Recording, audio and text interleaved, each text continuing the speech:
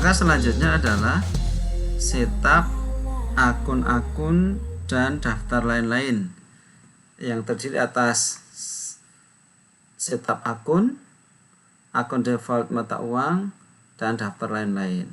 Nah, kita mulai dari setup daftar akun atau chart of account. Catatan di sini diberikan, Anda dapat mengisi saldo akun kecuali saldo ini nanti semua bisa diisi kecuali tipe akun piutang, tipe akun hutang, tipe akun persediaan, tipe akun aktiva tetap, dan akumulasi penyusutan. Karena saldo awal untuk akun piutang, hutang, persediaan, aktiva tetap, dan akumulasi akan diinput melalui formulir lain. Piutang nanti melalui pelanggan, pemasok juga melalui pelanggan dan pemasok, persediaan nanti melalui setup persediaan, aktiva tetap ketika melakukan setup aktiva tetap, akumulasi nanti akan terisi otomatis ketika kita melakukan proses akhir bulan.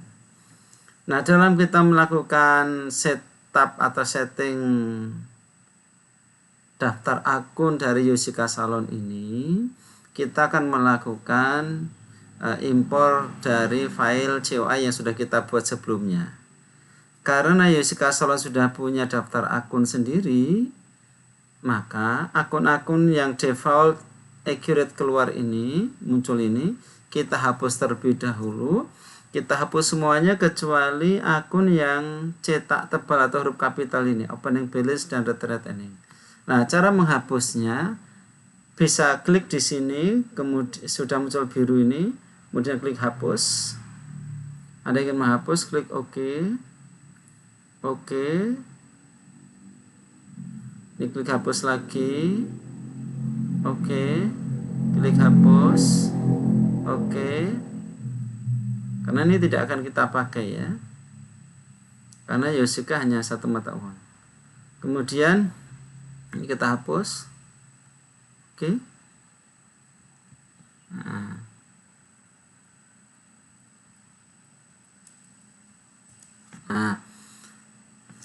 Kemudian ekuitas saldo awal kita isi dengan opening balance equity. Nah, setelah itu kita akan melakukan impor akun dari Excel ke Accurate. Langkahnya klik di sini untuk impor dari berkas. Kemudian klik pada folder untuk mencari filenya. Kemudian kita cari filenya. Tadi filenya kita simpan di data Excel Yosika Salon, ini kita klik. Nah, tapi masih kosong karena tipe filenya masih interbase atau apa ya namanya, filenya Accurate ya. Nah, karena filenya adalah data Excel, maka kita cari tipe filenya yang Excel. Nah, di sini ada 1, 2, 3, 4, 5, 6, 7. Kita klik COA karena kita mau import chart of account daftar akun. Klik open. Setelah itu klik ambil data atau ekstrak data. Nah, langkah selanjutnya adalah kita akan memetakan atau menjodohkan atau mendefinisikan kolom data sumber ini di bawah ini dengan kolom yang ada di sini. Nah, nanti akan kita jodohkan. Yang kita butuhkan adalah isi kolomnya atau isi tabelnya. Maka di data sumber ini judul kolomnya kita hapus. Klik kanan, hapus. Yes. Nah, baru kemudian kita akan mendefinisikan kolom. Tujuan mendefinisikan kolom adalah agar Accurate bisa mengimpor data sumber ini ke dalam Accurate-nya. Kan data sumber ini belum punya judul ini. Kolom 0, kolom 1, kolom 2, kolom 3. Ini harus kita beri judul melalui mendefinisikan kolom. Nomor akun kita definisikan nomor akun. Nama akun ke nama akun. Kemudian tipe akun ke tipe akun. Waktu mendefinisikan tipe akun, pastikan sama, tidak boleh salah. Kasbank ke kasbank, aktiva lancar lainnya ke aktiva lancar lainnya. Kemudian persediaan ke persediaan, akun piutang ke akun piutang, aset tetap ke aset tetap. Nah, Akumulasi definisikan ke akumulasi penyusutan. Nah, kalau salah bagaimana?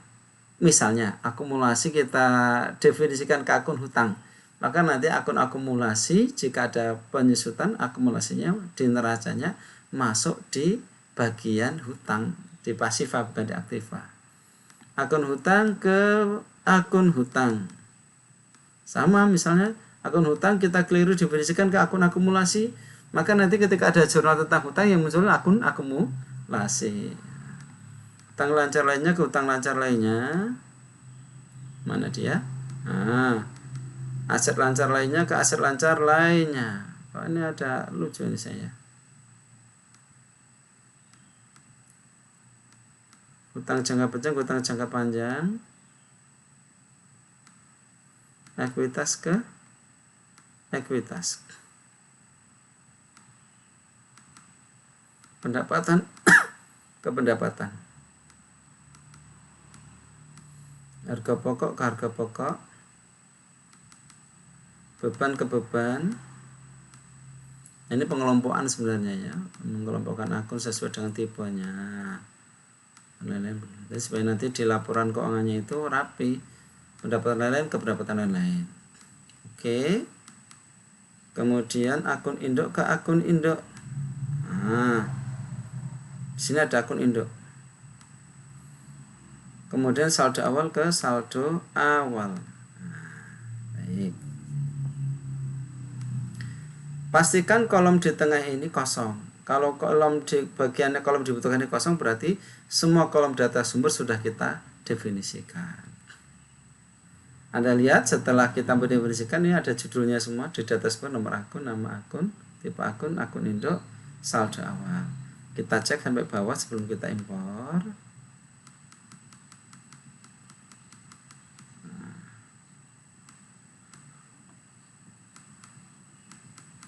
Ya, kita cek sampai bawah. Baik, oke. Sudah. Kalau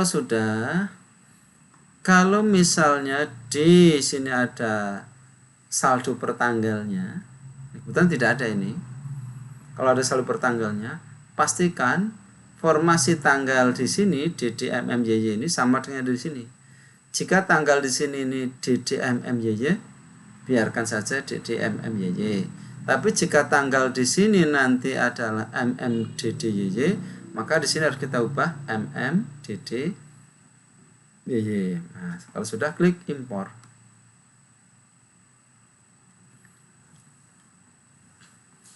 (58) data terimpor, 0 data gagal, berarti kita sukses. Seluruh akun yang ada di COA kita, di Excel kita terimpor. Nah, pertanyaannya bagaimana kalau ada yang gagal? Kalau ada yang gagal, nanti Accurate akan berikan notepadnya, catatannya, penyebab gagalnya apa. Misalnya tipe akun tidak sama, atau misalnya lagi akun sudah ada. Nah, solusinya kalau gagalnya sedikit, 2 atau 3, nanti diinput saja manual. Saya oke dulu ya. Nah, sudah muncul. Kalau gagalnya cuma 1, 2, cukup klik tambah. Nah, tambah di sini nama akunnya apa, tipe akunnya apa, nomor berapa, namanya berapa, kemudian kalau ada saldo awalnya berapa gitu. Langkah selanjutnya adalah kita lihat akunnya ini, kita lihat ke bawah ya.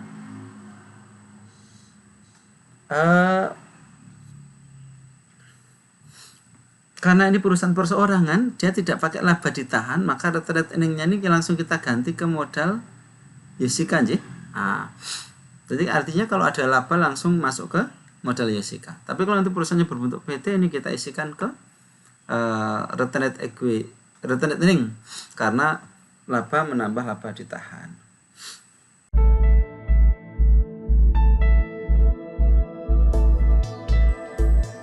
Langkah selanjutnya kita klik lanjut, yaitu mengisi akun default mata uang. Langkah ini adalah penentuan akun-akun yang terpengaruh atau menggunakan mata uang rupiah. mata uang rupiah itu digunakan dalam transaksi apa saja. Nah, misalnya akun hutang, karena mata uangnya cuma satu, maka ini cuma satu saja. Hutangnya hutang usaha. Akun piutang usaha. Uang muka penjualan, uang muka pembelian, pembayaran di muka penjualan. Kalau transaksinya penjualan rupiah atau pada pelanggan rupiah, maka menggunakan uang muka penjualan. Kalau pembelian kepada pelanggan rupiah, menggunakan uang muka pembelian. Diskon penjualan kita definisikan ke akun potongan penjualan, laba rugi terrealisir, ke laba rugi terrealisir, IDR, laba rugi belum terrealisir, kita definisikan ke laba rugi belum terrealisir.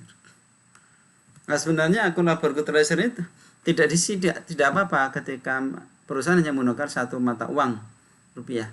Laba rugi terrealisir tidak terrealisir ini terkait dengan laba rugi atau kerugian atau keuntungan karena selisih kurs. Laba terrealisir ketika misalnya kita punya tagihan, pada waktu penerimaan tagihan itu ternyata kurs rupiah kita lebih tinggi.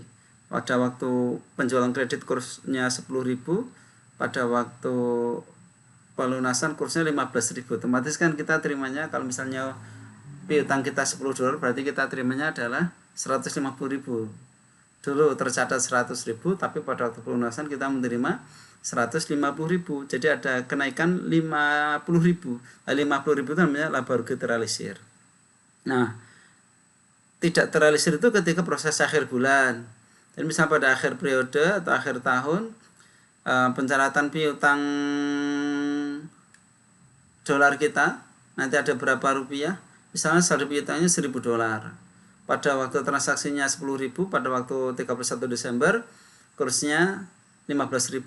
Berarti kan rupiah akan kita catat sesuai dengan kurs yang berlaku pada tanggal 31 Desember atau kurs tengah Menteri Keuangan ya. Nah, berarti kan $1.000 kali 150.000 berapa itu? 15 juta ya. 15 juta. $1.000 kali 15 juta.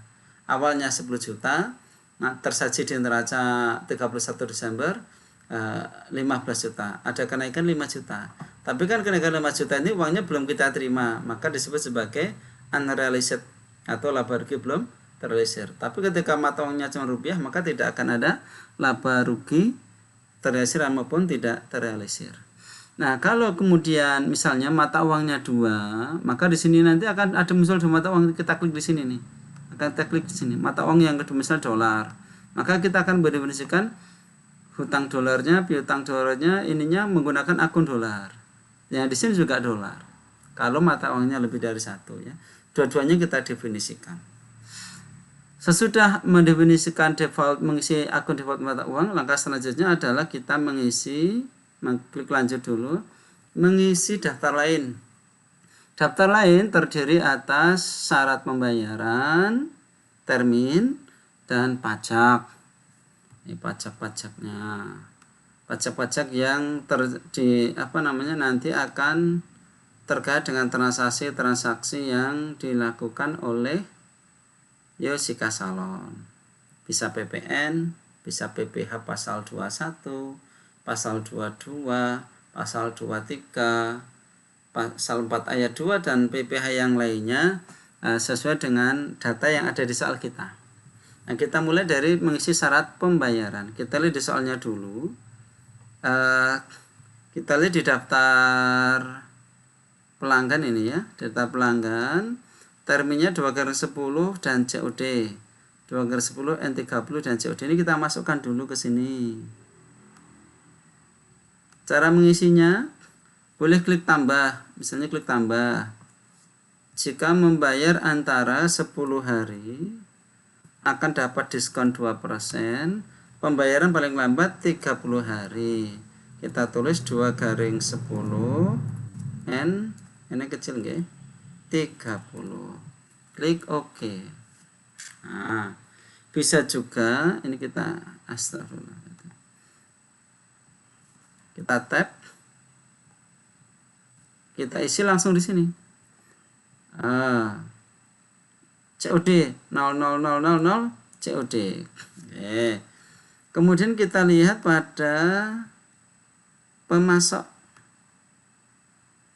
Di pemasok ada 10/10 N30, 5/10 N30 dan COD, berarti tambah 2 ya. Ini 10/10 kemudian 5/10. Wah, ini asik sekali ini. 10%, 10 hari 30. Tidak perlu diisi, sudah otomatis terisi. 5%, 10, 30. Yang COD sudah ada, tidak perlu diisi kembali. Kita lihat lagi soalnya ya. 5/10 betul, 10/10 betul ya. Oke. Oke. Kemudian setelah itu kita isikan pajaknya. Pajaknya di sini kodenya T tadi di soal ya. T untuk PPN. Kita masukkan di sini. Boleh diklik di sini, boleh klik tambah. Nama PPN. Pajak tambahan nilai. Berapa persen? 10%. Kodenya T. PPN. Kemudian akun yang terkait dengan pencatatan PPN, yaitu ketika kita menjual ada PPN keluaran, barang keluar berarti ada PPN keluaran. Ketika kita membeli ada PPN-nya, berarti PPN masukkan, barang masuk PPN masukkan, barang keluar PPN keluaran. Kita jual PPN penjualan, kita beli PPN pembelian, atau di sini namanya akun pajak penjualan, akun pajak pembelian. Di bahasa PPN-nya PPN keluaran dan PPN masukkan. Di sini kita pilih akunnya PPN. PPN keluaran ada. Untuk penjualan PPN masukkan untuk klik OK. Nah, bisa juga langsung kita tuliskan di sini. Boleh. Nah, berarti kita sudah selesai melakukan setup akun-akun dan daftar lain.